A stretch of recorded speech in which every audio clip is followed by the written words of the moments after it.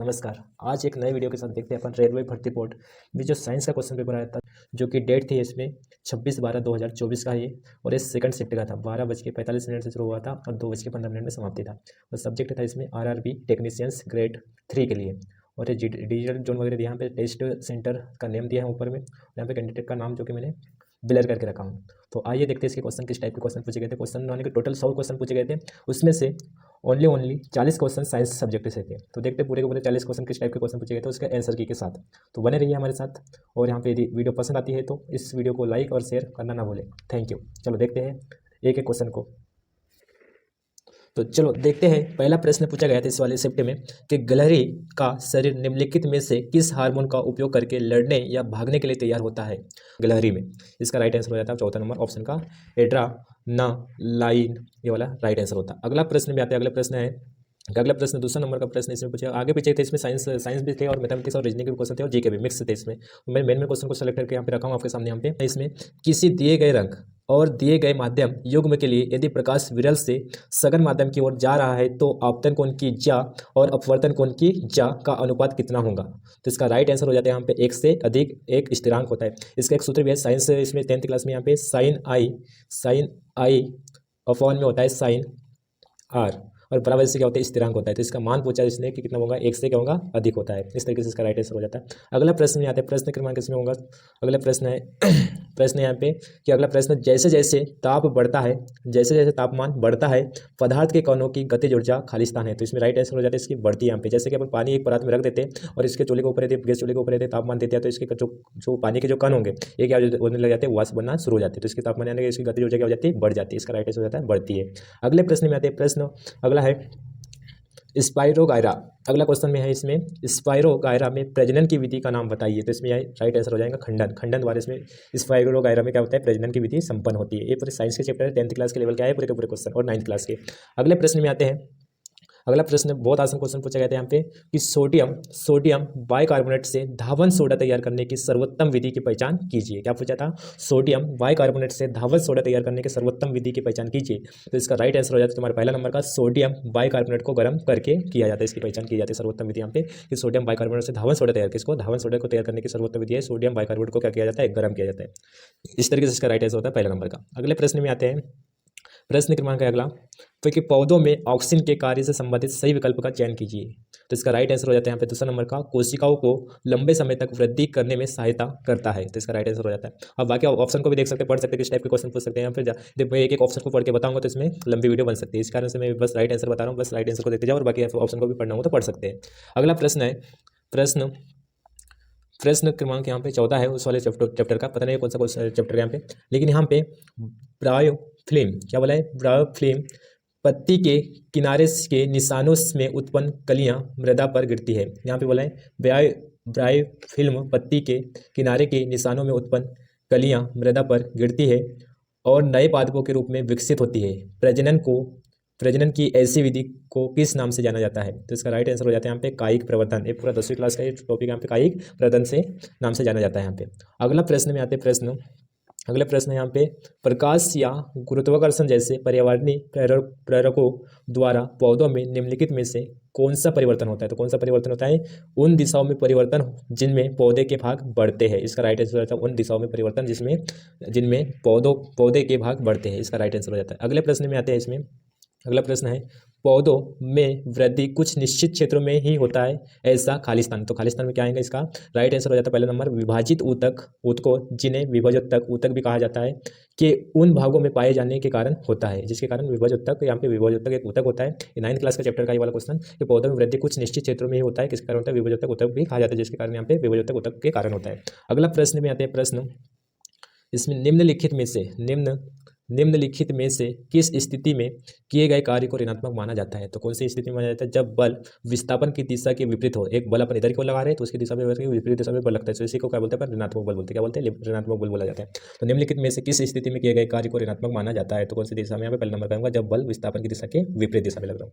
अगला प्रश्न है इसमें प्रश्न क्रमांक अगला 24वां, इसमें विद्युत धारावाही परिनालिका के अंदर चुंबकीय क्षेत्र खालिस्तान के रूप में होती है, तो कौन से रूप में होती है? समांतर सरल रेखा में होती है। 10th क्लास का पूरा का पूरा जो, तो विद्युत धारावाही परिनालिका के अंदर चुंबकीय क्षेत्र रेखाएं खालिस्तान के रूप में होती है, तो किसके रूप में होती है? समांतर सरल रेखा के रूप में होती है। अगला प्रश्न में आते हैं, प्रश्न क्रमांक इसमें 28वां, तो यहाँ पे 28वें पे आते हैं, निम्नलिखित विकल्पों में से सही युग्मों का चयन कीजिए। तो सही युग्मों का चयन करना है, तो इसमें पहला ऑप्शन ही सही है। इसमें प्रतिरोध किसका सही मात्रा यहाँ पे ओम का, प्रतिरोधकता किसका ओम मीटर का, और प्रतिरोध किसका यहाँ पे वोल्ट प्रति एम्पीयर का, यानी कि तीनों का इस तरीके से उसका सही मात्रा के रूप में मिलान करना। तो सही कौन सा है? तो कौन सा वाला है? पहला वाला है।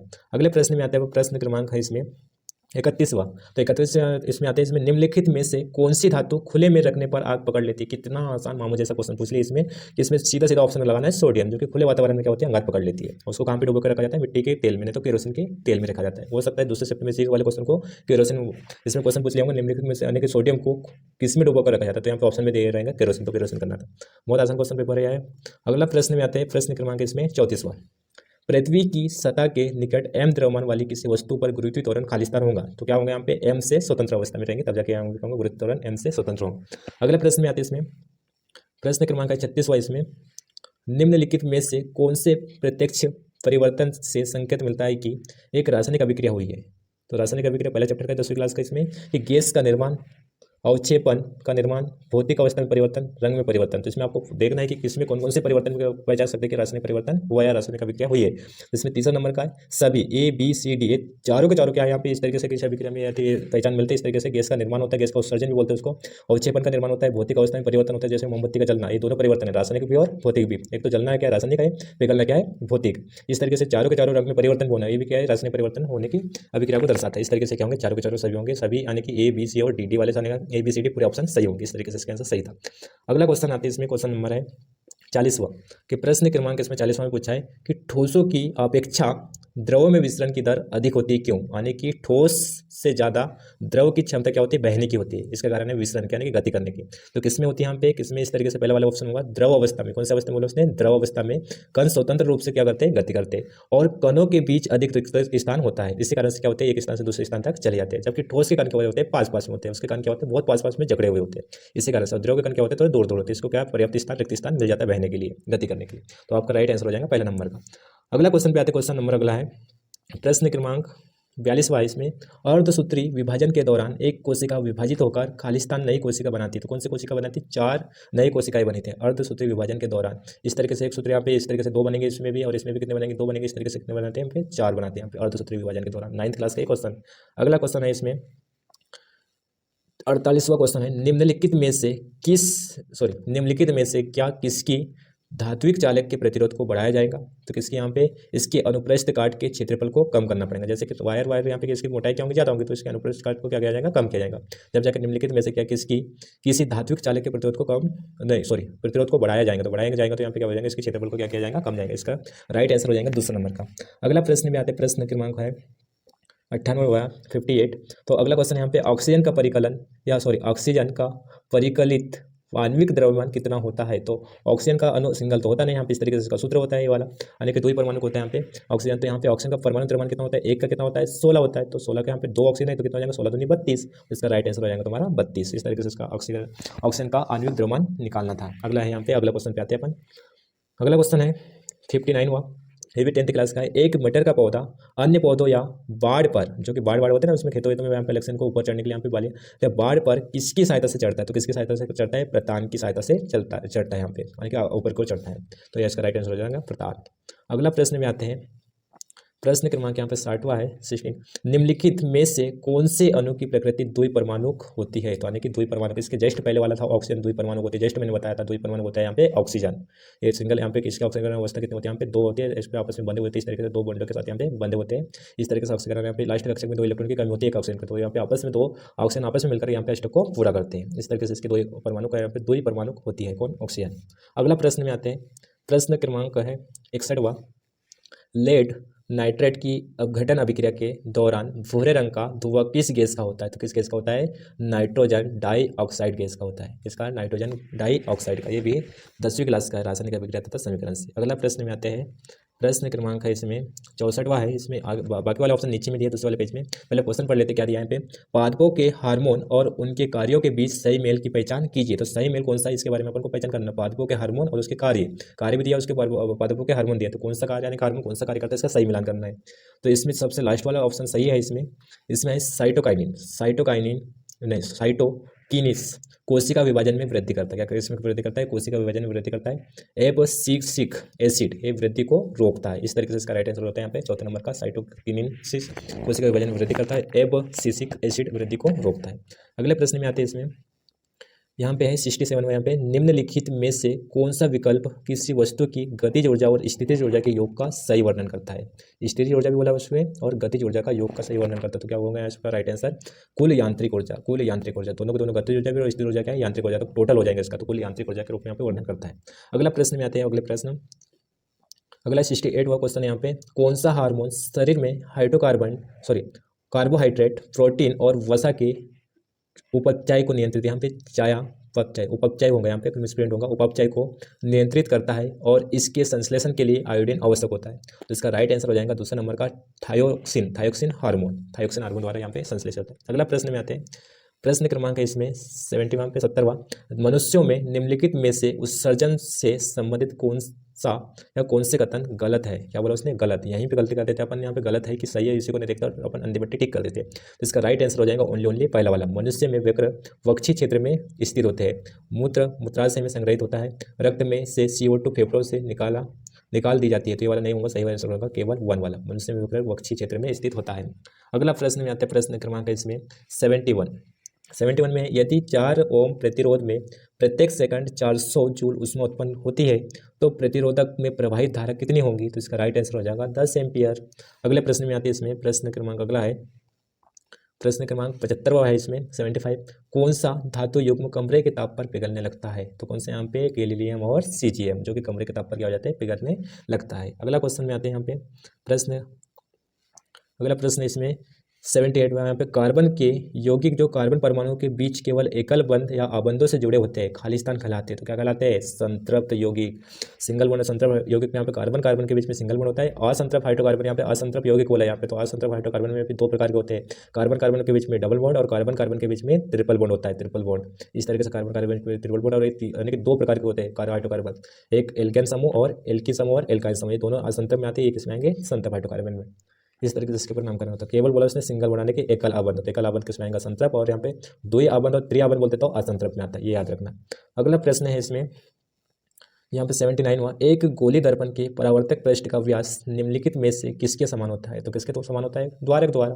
ये गोली दर्पण इस तरीके से, गोले में यहाँ पे उत्तल दर्पण होता है, इस साइड में इस तरीके पॉलिश किया है उत्तल दर्पण, बाहरी तौर पॉलिश किया गया है क्या है? अवतल दर्पण। तो ये क्या होता है? द्वारक होता है। द्वारक क्या है? M और N से डिनोट करते हैं। यहाँ पे एनसीईआरटी में M और N से डिनोट क्या है, जिसे क्या बोलते हैं? द्वारक। तो गोली दर्पण का परावर्तक पृष्ठ क्या है? परावर्तक पृष्ठ। ये भी क्या उभरा हुआ है? परावर्तक पृष्ठ है। इधर से क्या प्रकाश आपतित होती है। तो यहाँ पे व्यास बोला, तो व्यास ही तो होंगे, ये वाले वृत्त का क्या व्यास है, तो क्या कहलाता है? द्वारक कहलाता है।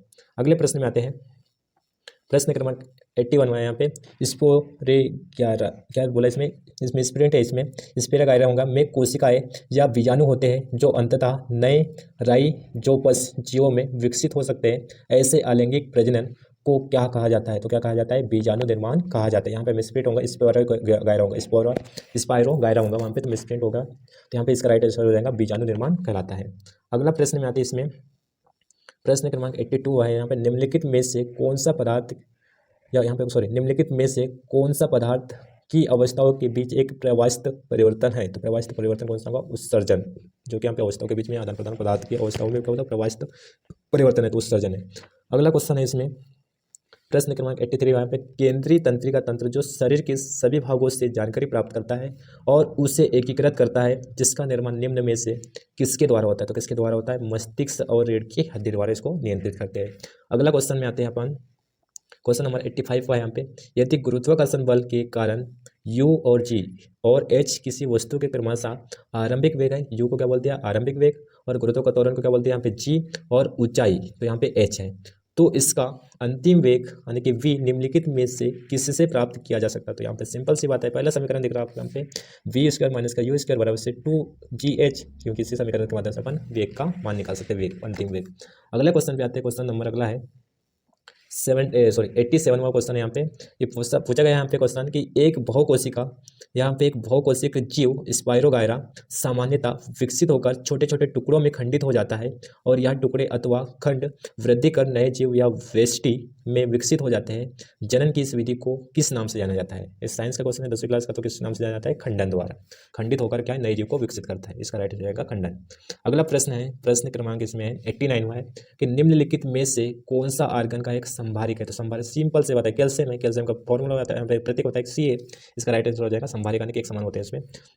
संभारिक का मतलब होता है कैल्शियम का, कैल्शियम और यहाँ पे आर्गन का, यानी कि परमाणु द्रव्यमान क्या होता है? समान होता है, लेकिन परमाणु द्रव्यमान क्या होता है? अलग अलग होता है। उसको क्या कहते हैं? संभारिक कहते हैं। अगले प्रश्न में आते हैं, प्रश्न क्रमांक है 90। यहाँ पे निम्नलिखित में से कौन सा विकल्प 1 वोल्ट के बराबर 1 वोल्ट के मान के बराबर है? माना जो जे क्या है? जूल है, सी क्या है? कूलाम है, एस क्या है? सेकंड है। तो इसका राइट आंसर हो जाएगा 1 जूल प्रति 1 कूलाम। इस तरीके से इसका राइट आंसर हो जाएगा पहला वाला। अगले प्रश्न में आते हैं इसमें, प्रश्न क्रमांक है 92। यहाँ पर दृष्टि के अपवर्तन दोषों के आधार पर निम्नलिखित विकल्पों में से सही युग्म का चयन कीजिए। तो सही युग्म कौन सा होगा? मायोपिया, इसका कौन सा होगा? निकट दृष्टि दोष के कारण होता है। और यहाँ पे हाइपर मेट्रोपिया एक इसके कारण होता है, दीर्घ दृष्टि दोष के कारण होते हैं। यहाँ पे इस तरीके से क्या बीमारियों के नाम है यहाँ पे। अगले प्रश्न में आते हैं, प्रश्न क्रमांक इसमें है कि 93 में यहाँ पे निम्नलिखित में से कौन सी ऊर्जा संयुक्त होने पर यांत्रिक ऊर्जा को प्रतिबिंबित करती है? तो कौन सी ऊर्जा करती है? स्थितिज ऊर्जा और गतिज ऊर्जा, दोनों के दोनों। निम्नलिखित में से कौन सी ऊर्जा संयुक्त होकर कुल यांत्रिक ऊर्जा है बताओ। अगले प्रश्न में आते हैं, प्रश्न क्रमांक इसमें है 97।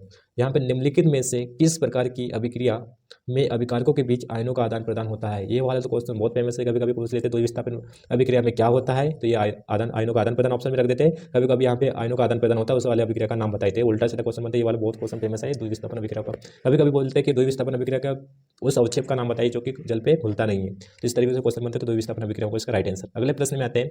अगला प्रश्न लगभग यहाँ पे समाप्त हो चुका है, पूरे के पूरे क्वेश्चन यहाँ पे 40 क्वेश्चन इस तरीके से क्वेश्चन पूछे जाते थे टेक्नीशियन ग्रेड 3 के लिए।